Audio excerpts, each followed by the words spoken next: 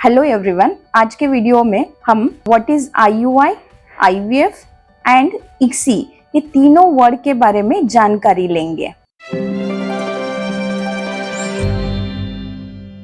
मैं doctor Sharda Sachin Gudge, fertility consultant at Gudge test tube baby centre. Patient के मन में बहुत होता है कि IUI क्या है, IVF क्या है एंड ICSI क्या है। ये तीनों प्रोसीजर्स असिस्टेड रिप्रोडक्टिव टेक्निक के पार्ट है और प्रोसीजर्स है। अब सबसे पहले बेसिक IUI क्या होता है उसके बारे में हम बात करेंगे। IUI, what is IUI?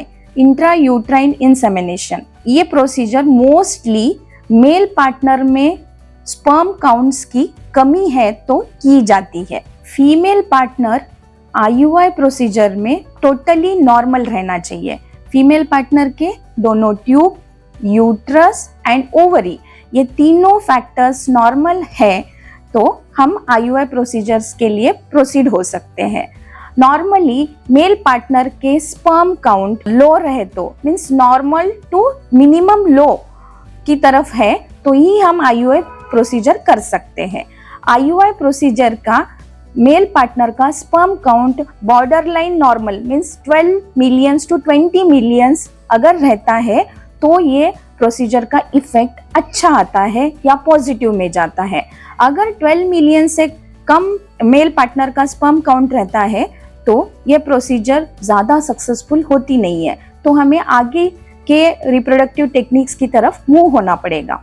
Male partner के स्पर्म काउंट्स जब लो होते हैं तो ऐसे स्पर्म काउंट्स यूजुअली हेल्दी नहीं होते हैं, उसमें इम्प्योरिटीज ज़्यादा होते हैं। इम्प्योरिटीज मीन्स इन्फेक्शंस, डेब्रीज, पस सेल्स ऐसे रहते हैं। इसमें IUI प्रोसीजर में हम स्पर्म प्रिपरेशन करते हैं और अच्छे मीडिया के साथ, हेल्दी मीडिया के साथ हम अच्छे वाले स्पर्म्स को सेग्रीगेट करके फीमेल के यूट्रस में डालते हैं, यूट्रस में इंसर्शन करते हैं। यही बेसिक पॉइंट है कि यहाँ पे IUI प्रोसीजर में हम स्पर्म्स को यूट्रस में डालते हैं, बेबीज को नहीं डालते हैं, एम्ब्रियोज को नहीं डालते हैं। यही डिफरेंस है IUI एंड IVF में।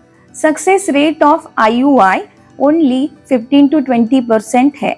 ये सिंपल प्रोसीजर है। फीमेल पार्टनर को एग रप्चर होने के दिन या फिर एग रप्चर होने के टाइम पे हम बुला के मेल पार्टनर से स्पर्म लेके स्पर्म प्रिपरेशन करके हम यूट्रस में डाल देते हैं। ये पूरे प्रोसीजर को इंट्रा यूट्राइन इंसेमिनेशन बोलते हैं। What is IVF? IVF means in vitro fertilization. हमारे बॉडी में जो भी प्रोसीजर्स होते हैं, नेचुरली जो प्रोसीजर्स होते हैं उनको इन विवो फर्टिलाइजेशन बोलते हैं। जो प्रोसीजर्स हम लेबोरेटरी में करते हैं उनको इन विट्रो फर्टिलाइजेशन बोलते हैं। IVF में मेल पार्टनर के सीमेन एनालिसिस टोटली नॉर्मल होता है। ये IVF में फीमेल पार्टनर में कुछ प्रॉब्लम होने के कारण, जैसे कि उनका ओवरी एग फॉर्मेशन नहीं बराबर होता है या फिर उनके ट्यूब ब्लॉक होते हैं, तो ऐसे पेशेंट में हमको इन विट्रो फर्टिलाइजेशन IVF करने की जरूरत पड़ती है। फीमेल पार्टनर के एग्स हम एग रिट्रीवेशन ओहम पिकअप करके एक लैबोरेटरी में एक पेट्री डिश में कुछ मीडिया रख के उसमें स्पर्म्स डाल के वो पेट्री डिश इंक्यूबेटर में रखते हैं। तो इंक्यूबेटर क्या काम करता है? जो हमारे यूट्रस में उनको टेम्परेचर, ह्यूमिडिटी मिलती है एंड एम्ब्रियोज फॉर्म होते हैं हमारे यूट्रस में, वही सब प्रोसीजर इंक्यूबेटर में होता है। एंड ये प्रोसीजर के बाद हमको Day 3 एम्ब्रियोज या फिर Day 5 एम्ब्रियोज मिलते हैं। What is ICSI? ICSI means reproductive technique का एडवांस पार्ट है। ART टेक्निक का एडवांस पार्ट है।